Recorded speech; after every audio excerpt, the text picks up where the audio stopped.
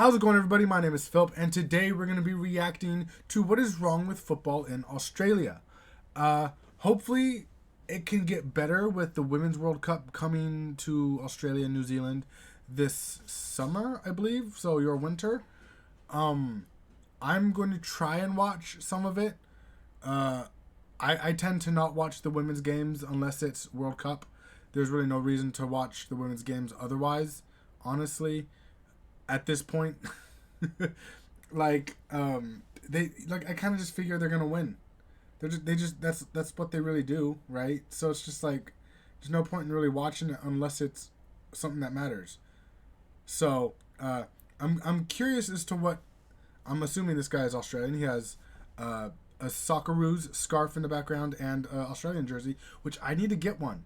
I have a lot of random soccer jerseys, football jerseys. I have a lot of random jerseys. And I don't have an Australian one. I was looking at one that was like all blue and looked really nice. Like it was like a dark, like navy blue type of thing. It looked nice and I liked it. But I couldn't find one to buy, unfortunately. Which is probably a good thing because I do need to save money. But I liked it. I think, it looks cool. So let's find out what is wrong with football in Australia. Let's check it out.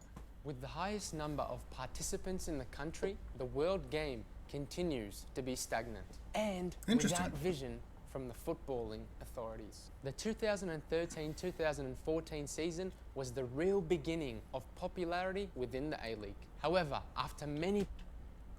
Wait, so 2013, 2014, how long has the A-League been around? I thought it was around since like the 90s. I mean, I guess technically MLS also, it didn't really take off until what? Early mid 2000s, I guess.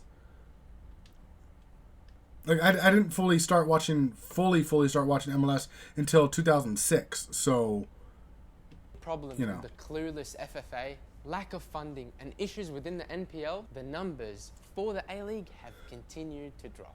This has happened for every single year after 2014. Let's break it up and discuss each point, beginning with the NPL. Okay. Priceless.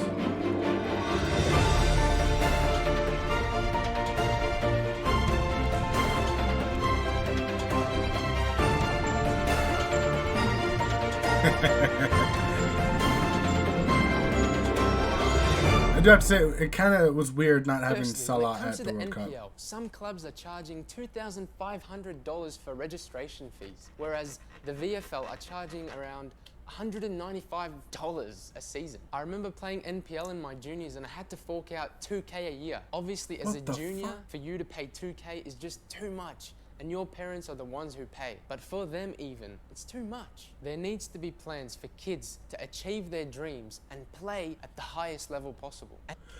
That is ridiculous. Okay, so I don't know what the MPL is. I'm guessing it's like youth soccer, the youth leagues or whatever. Even if it is like you're in your teens and whatnot, it's still youth soccer, youth league. I do know that we have a version of that where there's like class 1 and class 3. Class 3 is like the second tier. I don't know why there's no class 2. There's house, which is you sign up, you pay a flat maybe like $100, you get put on a team, and then you get a jersey and you show up, you can play. Basically, that's all it was. And then there was, class 3, which you pay however much. You get like a bag, you get team jersey, you get everything. It's all customized or some shit. I don't know. I was able to play class 3. I just decided not to because I just wanted to make sure I played. I was told you might not play. I was like, no, fuck that. I'm here to play. I don't care. I don't want to, not possibly play. I want to play. That's the whole point in me being in this sport. I want to play, And I'm sure that's exactly how Australian kids are. I want to play, but the parents was like, does schools have a team? Does your school have a team? It's ridiculous. Class 1 was probably just as much as the 2,500. It's ridiculous. Unfortunately, soccer is just becoming a game for those who can afford it. Each NPL club has to pay around $40,000 in order to renew their license every single year, which is a big contributing factor to why the fees are so high. Not only is the NPL very expensive, but there is big political problems within each individual team. So pretty much, if your dad is funding the club in any sort of way, you have a place in the first team. I have witnessed these problems firsthand and secondhand on so many occasions. I know that clubs have an agenda and a culture. And what that means is some clubs will most likely accept you if you're from the same background as them and share the same views. This doesn't allow equal opportunities for kids to come up, but it also stops growth within Australia for football. It's already very difficult for kids to achieve their dreams and work really hard at it. And this simply doesn't help either. It's mainly about who you know, not how good you really are. Another question that I have is, so is it similar with the AFL and their like youth system and everything, their youth leagues and whatnot? Do you also have to pay ridiculous amounts of money to be able to play in the youth leagues and whatnot? Because, like, I mean, I guess the point that I'm trying to say is, if soccer costs a shit ton of money like that just to play, but AFL doesn't, then obviously the parents are going to be putting them in Australian rules football, right? Which means that's how they're going to get most of their youth to play Aussie rules. So it's like, yeah, I'm just curious if AFL youth systems and whatnot, you got to pay as much, or if it's different. There is big corruption happening within the NPL, and it needs to stop. If people truly care about our game's development, it doesn't need to start from the top, it needs to start from the bottom. We complain about the FFA, and rightly so, because they're not perfect either. But we need to look under our feet and realize that development comes from where we are, the bottom leagues. NPL clubs are just too focused on senior players and senior teams. They buy from overseas and they import them directly into the team, which then neglects the junior sides and the under-20s. Their focus is not about development, it's about spending money to gain success. And it's the clubs with the greatest amount of money who get the biggest advantage. Unfortunately, did you know that the average age in each of the senior sides is well above 20? Therefore, most under-20 players are forced to leave the club and later return if they're lucky and if they haven't lost love for the game. Where's the support? Where's the development? Every club that is not in the A-League needs to have their main focus as development and investing in the youth, not buying overseas players who aren't even Australian. This leads me into my next point. I will say that's kind of what happened with MLS in a way. Like, to grow interest, they brought Beckham over, right? And that's when MLS really kind of started taking off because, oh, Beckham came to MLS. You know, he's not American. And they had to really, not bribe him, but they had to really give him a bunch to try and come play to help grow the league. So I understand the aspect of buying players from across the overseas, bringing them over to your country to help grow the league. I get that part. But you still have to focus on making sure that you can grow the youth as well. Because I mean, it's you can. I just feel like people have much more of an attachment, right? Like here in San Jose, at least, we had a guy named Chris Wondolowski. For everyone that's watched the World Cup in 2014, you'll know him best as the guy that missed the goal for the U.S. against Belgium. It was a sitter. It bounced. It would come down. He was leaning back too far. Skied it over the bar. That's how everyone remembers Chris Wondolowski. He was a local guy for our San Jose team. He was local area. He never really played a game until he came back to San Jose. And then he became the leading scorer in the league. So it's like, stuff like that makes people really want to get drawn toward the club. The youth players, oh, he's from literally an hour away. Or he's literally from this over here. Like, it gets people excited. It's like, oh, let's see what this local guy does. It gets you excited. It brings that kind of hype. around the club. Lack of funding within Australian soccer. Our game doesn't yet generate massive revenues from broadcast agreements that the other major codes may enjoy. In 2018, the A-League made 132.5 million in revenue, whereas the AFL made 668 million in a year. This shows that soccer is a long way off sports like AFL and even rugby as well. In the meantime, we continue to rely from a different range of sources to keep building the game. Recently, the FFA have approved a new budget that continues to support the A-League, Socceroos, Matildas and Grassroot as well. Participation rates have increased by 13% in this last year. But the government needs to look at these numbers and find out that they need to invest more money into soccer in Australia in order for it to develop. This past federal election, the FFA have done a lot more work and have received 91 million in order to invest in football versus previous elections where they got around 15 to 20 million. Up to 460 facilities are going to receive around 100 grand, and this process was gained back in 2017. But there is big news coming out of the FFA recently. On the 3rd of June 2019, the FFA have finally agreed to start a second division for soccer in Australia. This will include, like most leagues in the world, a promotion and relegation system into the A-League. Not US. However, before this happens, there will need to be more teams integrated into the A-League. Plans to expand the A-League to 16 teams are beginning to look likely to happen in 2021-2022 season. The plan is to have the biggest and best teams from the NPL and the State League to come together and create their own league, which allows them to be promoted into the A-League. Hold on. Did that say Adelaide? Are beginning to look likely to because I know that there's already Adelaide United. 2022 season. The plan is to have the biggest. It looks like Adelaide City. That's what that looks like. I'm just saying because if you looked at some of my AFL reactions, I've chose Adelaide Power, Port Adelaide, as my AFL team. So I'm just saying, I could just go for Adelaide United, but I don't know. They're using red. I'm not a big red color person.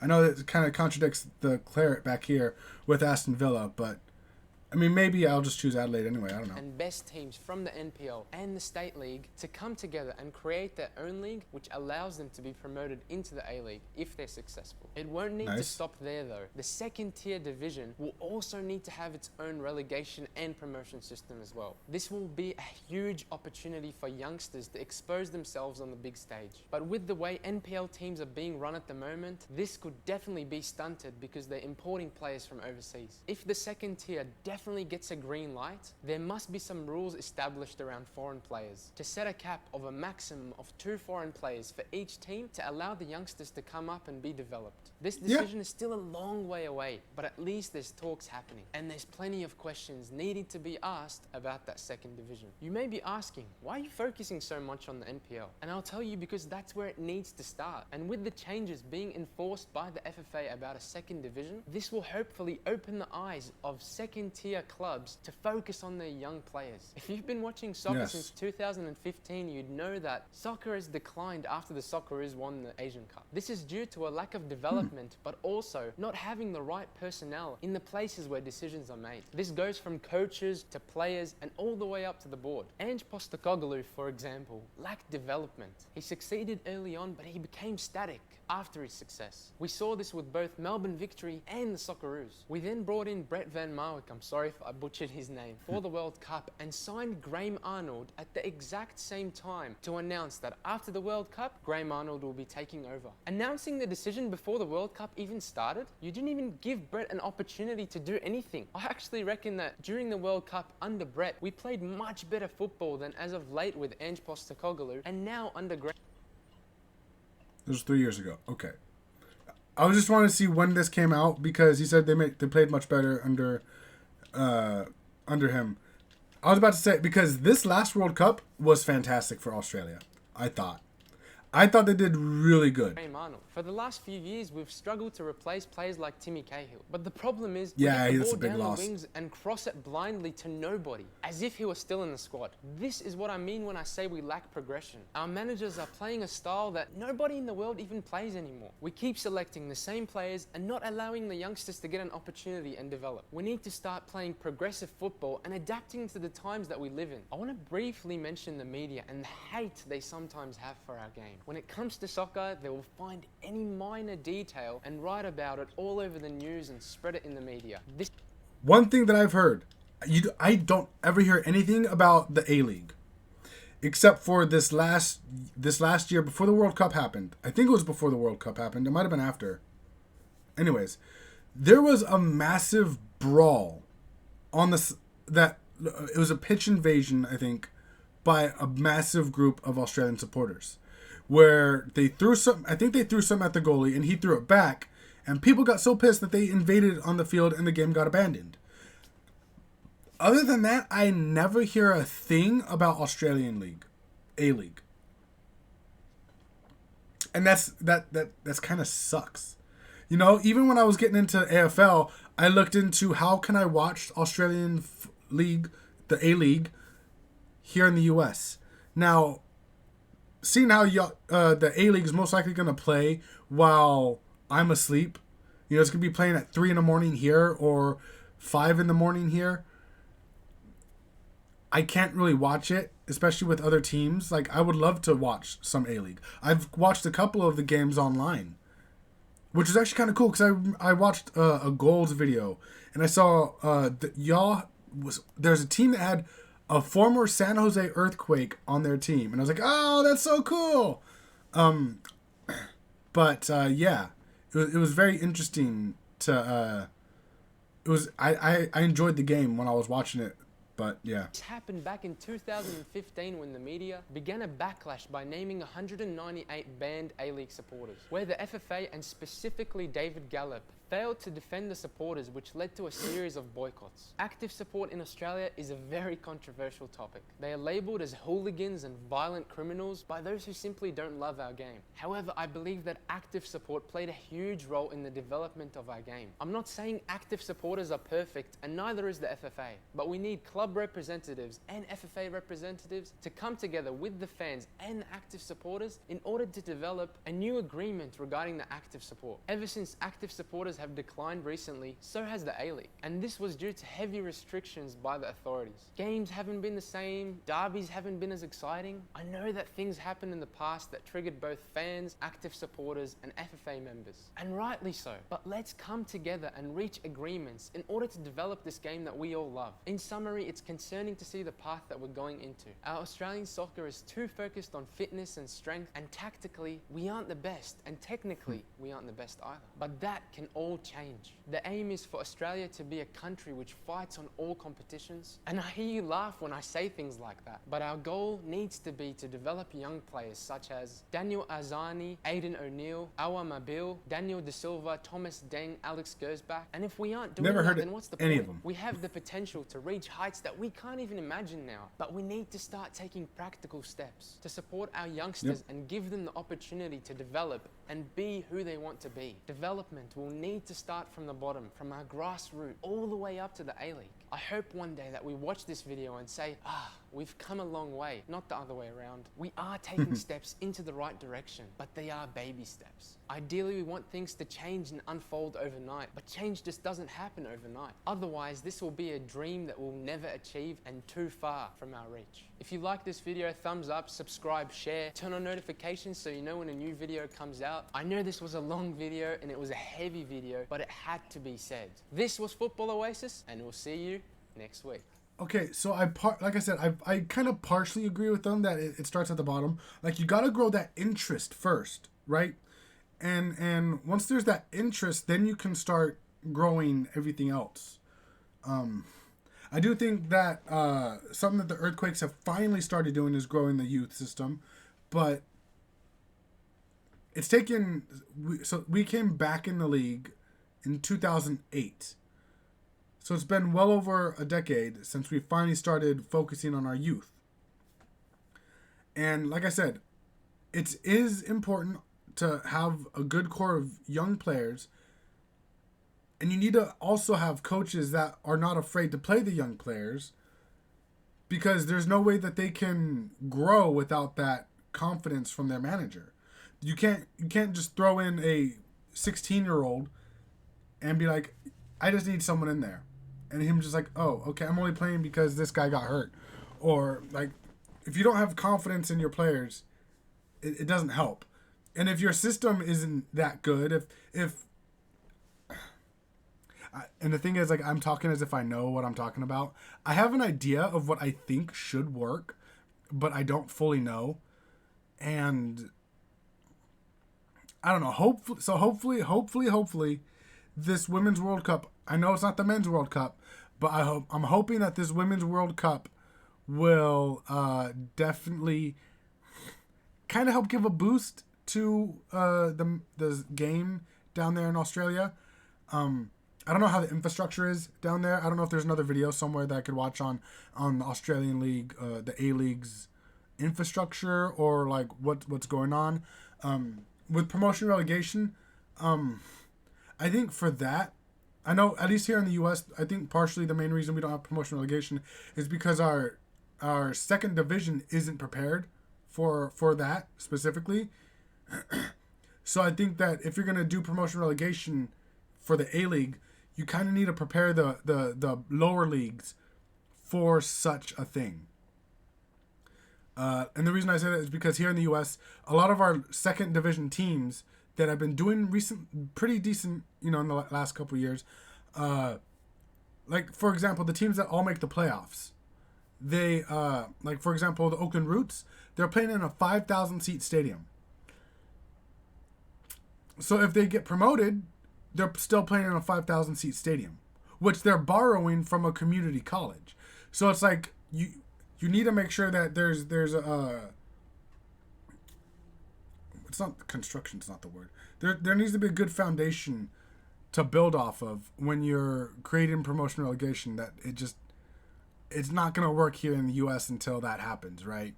And everyone keeps blaming MLS for it, but I don't believe it's MLS's fault when it's really USL. So for Australian to try and do that, for the A-League to do that, hopefully they can get it done right, properly, so that if they have a stadium that's 5,000 seats, let's say, there's still plenty of room to grow. They're not borrowing land, and it's okay for them to start upgrading when needed, So I would love to learn, like I said, I would love to learn more about the A-League. I'm a big fan of the sport, soccer in general. I wouldn't mind following an Australian team again. Probably Adelaide United. But we'll see. We'll see. Thank you guys so much for watching. If there's anything else you'd like me to react to, let me know in the comment section below. And I'll see you guys next time.